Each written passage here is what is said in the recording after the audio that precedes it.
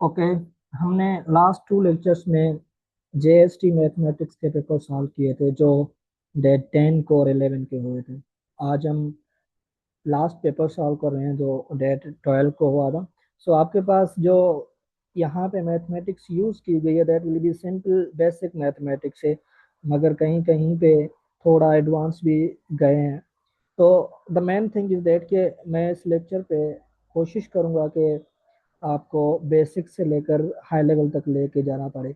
Okay, सो आपके पास जो फर्स्ट क्वेश्चन है, the smallest 3 digits number divided by 16, 24 and 30 कि आप लोगों को यहाँ से एक नंबर चूज करना है। ठीक है, यहाँ से आपके पास जो भी ऑप्शंस गिवन है, ऐसा नंबर जिसको ये तीनों नंबर क्या करें, एग्जैक्टली डिवाइड करे। तो स्मॉलेस्ट की बात कर रहा है तो then will be that will be the thing कि आपके पास क्या होगी, ये एलसीएम फाइंड करनी है आप लोगों को। ओके, क्योंकि एलसीएम में भी आपके पास क्या होता है, लीस्ट कॉमन मल्टीपल्स होते हैं, यानी कि ऐसे नंबर होंगे जो आपके पास क्या हो, बिल्कुल स्मॉलेस्ट नंबर होना चाहिए। तो आपके पास यहाँ से देखेंगे आप क्या कर सकते हैं, you can find the LCM of 16, 24 and 30। तो आपके पास जो फर्स्ट नंबर है वो क्या है, यू कैन से दैट के यू हैव अ 16, आपके पास 16 है। फिर आपके पास 24 and you have a 30। Okay, so you have to take the LCM, आपको इसकी क्या करनी है, एलसीएम निकालनी है। सो टू की टेबल हर एक नंबर में जा रही है, तो आप कह सकते हैं टू की टेबल 16 में 8 टाइम्स, और 24 में 12, और आपके पास 30 में 15 टाइम। ओके, आप एलसीएम सिंपल वे यही होता है कि जब तक आपके पास इवन नंबर है तब तक आप टू की टेबल यूज कर सकते हैं, that will be the thing. मगर ये लाजमी नहीं है कि आप ऑलवेज टू की टेबल लगाएं, कि अगर if you want to take LCM in थोड़ा जल्दी में अगर लेकिन लेना चाहते हैं तो आप यूज कर सकते हैं डिफरेंट डिफरेंट टेबल। मगर मैं फिर भी बेसिक से जा रहा हूँ कि आप फिर भी टू की टेबल यूज कर सकते हैं यहाँ पे। सो 8 पे 4 टाइम्स, और 12 पे 6 टाइम, और 15 के पास नहीं जा रहा तो you can write the 15 is same as. Okay, फिर आप टू की टेबल अगेन 4 पे 2 टाइम्स, और 6 पे 3 टाइम्स, और 15 इज सेम। ओके, जब तक मतलब कि आपके पास टू की टेबल जा रही है आप तब तक यूज करेंगे। सो यहाँ पे आपके पास और भी टू की टेबल एक बार जा रही है, तो आप यहाँ से कह सकते हैं कि that will B 1 time, and 3 is same, and आपके पास 15 इज ऑलवेज सेम। ओके, अब टू की टेबल जा रही है, जब टू की टेबल नहीं जाएगी किसी भी नंबर पे then you can use a table of 3। तो 3 की टेबल जा रही है, सो आप कह सकते हैं कि 1 इज सेम, 3 की टेबल 1 टाइम्स, और 15 पे 5 टाइम्स। आप देखें कि क्या अब भी 3 की टेबल जा रही है, नहीं जा रही। अगर जैसे ही टेबल नहीं जाएगी तो आप यूज करेंगे 4 की टेबल, 4 की टेबल नहीं जाएगी then you have to use the table of 5। 5 की टेबल कितनी बार जा रही है, again you can say that के 1 टाइम। जब तक यहाँ पे 1 1 नहीं आता तब तक आप क्या कर सकते हैं, यू कैन यूज तब तक आप उन पे टेबल लगाते जाएं। ओके, अब इन सबको मल्टीप्लाई करें, 2 2 4, 4 2 8, 8 2 16, 16 3 48, ये आपके पास क्या है 48, 48 मल्टीप्लाई 5, 5 के साथ 48 को क्या करें मल्टीप्लाई। सो 5 की टेबल 8 पे कितनी बार जाएगी, जाएगी कितना हो जाएगा 40। सो 4 यहाँ पे, और 5 की टेबल 4 पे 20 24, सो यू विल गेट 24। तो आपके पास जो नंबर है दैट विल बी 240 है, यानी कि ये आपके पास एक नंबर होगा जो ये जो सारे के सारे नंबर है इसको एग्जैक्टली डिवाइड करेंगे। दैट विल बी थिंक कि आपके पास जो आंसर है वो क्या है, ऑप्शन बी है। सो यू कैन से दैट के 240 है। Okay, so that was the question number 1 कि आपके पास पहला जो सवाल का जवाब है वो ऑप्शन बी है, that will B correct. Okay, अब आते हैं क्वेश्चन नंबर 2 पे। कह रहा है कि the price of the charger increase by 20%, यानी कि आपके पास एक चार्जर है जिसकी जो प्राइस है वो 20% इंक्रीज हो गई है। अब उसकी जो न्यू प्राइस है वो कितनी है, 540 है। Then what will be the origin price. For example आप कह सकते हैं कि लेट कर सकते हैं कि उसकी जो ओरिजिन प्राइस है ना वो एक्स है, सही है। आई डोंट नो कि वो कितनी है, मगर मैं इसको एक्स लिख रहा हूँ। फिर उस पर कितना इंक्रीज हो रहा है, 20% इंक्रीज हो रहा है, मगर किसका 20% इंक्रीज हो रहा है, इस एक्स का। Then you can say that कि इसके जो 20% है, 20% कितना होता है, 20 डिवाइडेड बाय 100। सही है। दैट विल बी इक्वल आपके पास के 540। Then you have to find the value of x. अब आपको एक्स की वैल्यू फाइंड करनी पड़ेगी। देखना ये है कि आपके पास ओरिजिनल प्राइस कितनी है। सही है।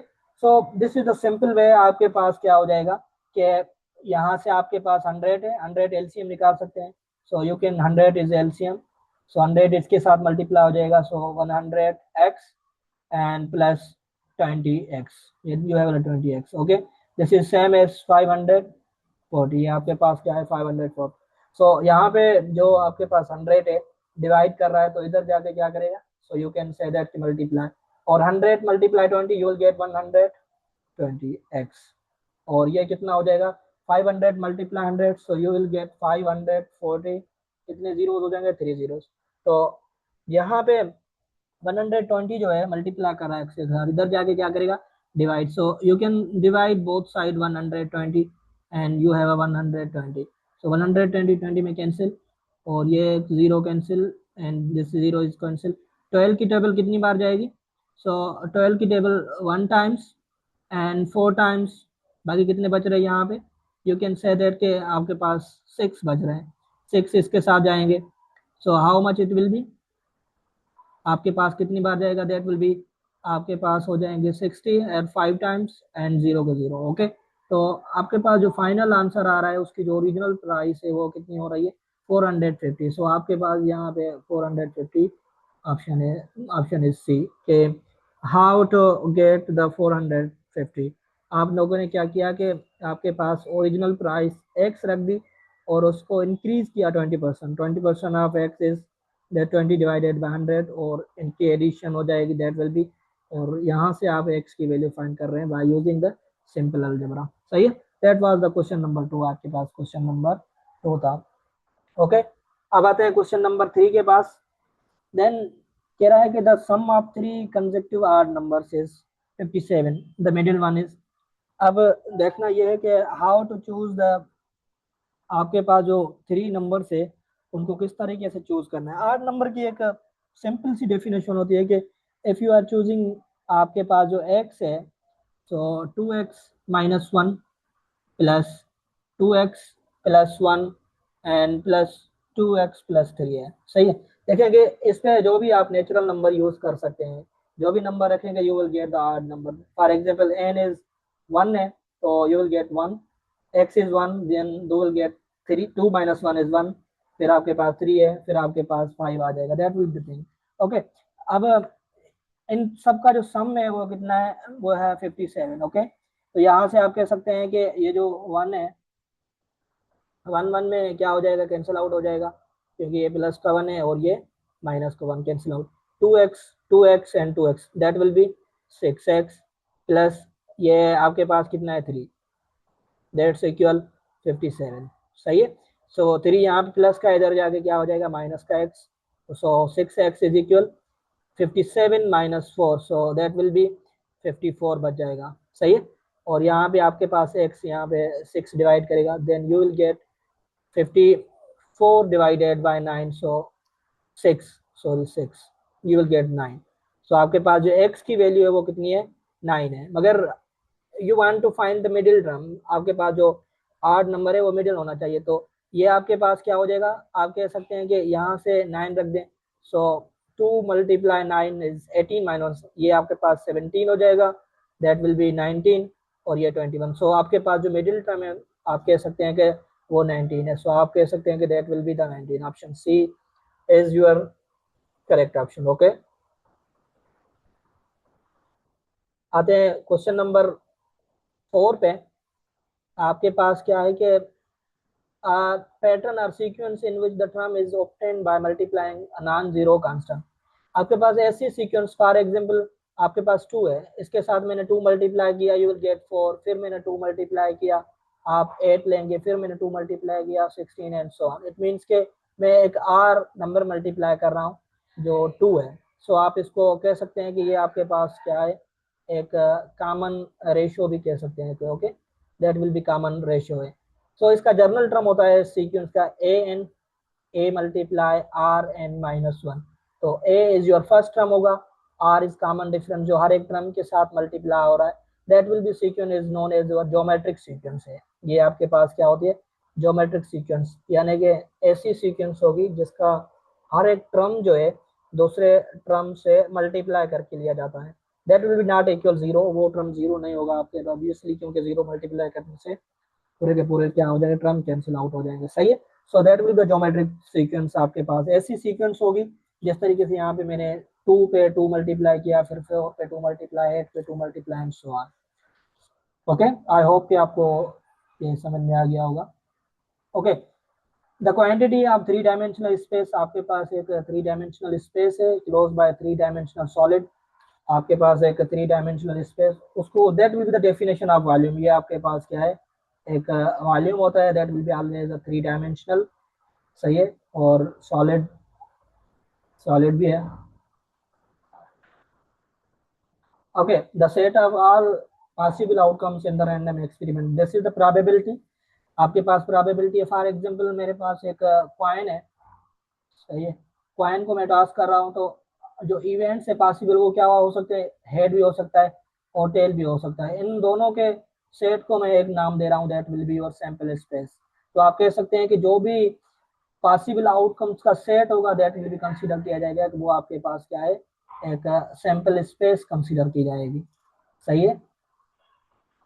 क्वेश्चन नंबर 7 है, the value that appear most frequently in the data represent the most common data।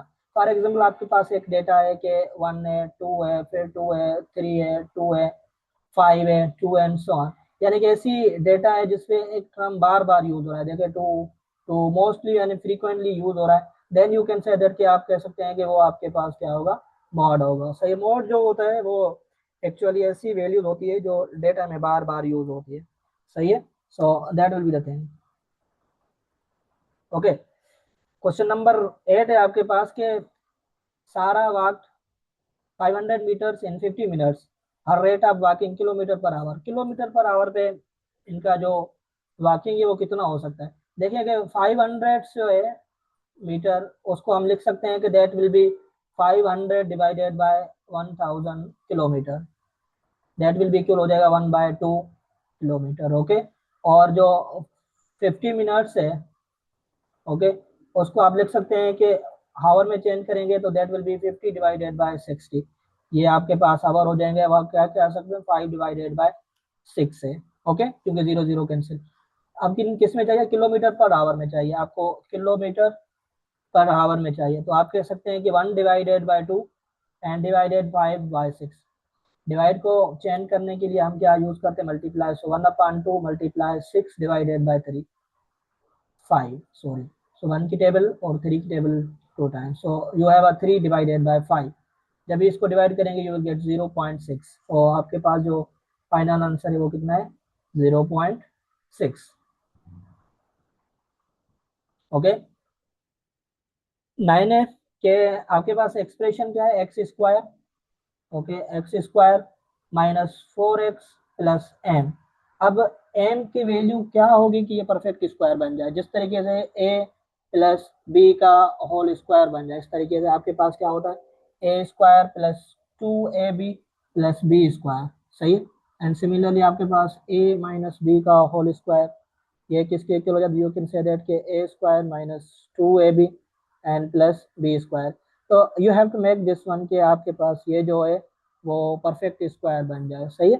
So for example मैं इसको इस फॉर्म में लिखने की कोशिश करूं कि आपके पास ये एक्स स्क्वायर एंड -2, फिर आपके पास 2 multiply x plus whatever जो भी यहाँ पे आ जाएगा, that will be the B square होगा। तो यहाँ पे ये आपके पास जो -2 है फार्मूले की, और ये आपके पास बी की जो वैल्यू है दैट विल बी 2 है, तो आप यहाँ से लिख सकते हैं कि दैट विल बी 2 का स्क्वायर। सो आप कह सकते हैं कि x-2 का जो होल स्क्वायर है that will be the correct answer, कि आपके पास 2 का जो स्क्वायर है वो कितना हो जाएगा, आप कह सकते हैं कि m is equal 4, that will be the positive 4। सो आपके पास m की वैल्यू क्या है, पॉजिटिव 4 कंसीडर की जाएगी। Okay, so that's a thing. Last question है आपके पास कि नदीम मेड 3 मीटर्स वाइड, उसने एक 3 मीटर वाइड एक फ्लैग है, दैट विल बी 3 मीटर है, और 2 मीटर लॉन्ग, उसका 2 मीटर क्या है लॉन्ग है। सो आपके पास उसने इस तरीके का एक फ्लैग बनाया हुआ है, सही, इसकी टोटल एरिया कितनी हो जाएगी, 2 × 3 = 6 मीटर स्क्वायर। ओके, आपके पास कह रहा है कि हर उस कपड़े की जो मीटर स्क्वायर में प्राइस है 1 मीटर की 75 मीटर पर स्क्वायर है, बताए कि टोटल इस फ्लैग की कितनी प्राइस होगी। तो आपके पास टोटल इसकी जो एरिया 6 मीटर है, तो 6 × 75 कितना हो जाएगा। So you have to 75 × 6, so 5 6 the 30 and 5 6 7 the 42 45, so 445। so आपके पास जो टोटल प्राइस है उस फ्लैग की वो कितनी हो जाएगी, 445। ओके, दैट विल बी आपके पास जो क्वेश्चन है, क्वेश्चन नंबर 11 है कि इसके फैक्टर क्या होंगे। सो यू कैन से दैट के आपके पास t⁴ - 16 है। आप इसको लिख सकते हैं कि t² का होल स्क्वायर एंड -4 का होल स्क्वायर।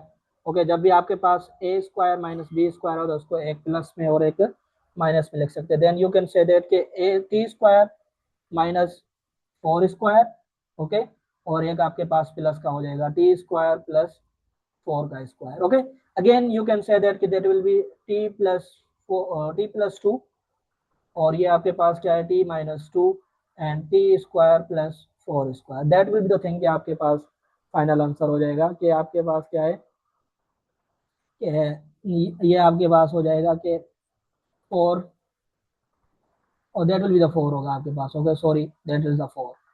सही है, t + 2, सो आपके पास t + 2 t - 4 एंड ये आपके पास ऑप्शन डी है। Okay, so thank you.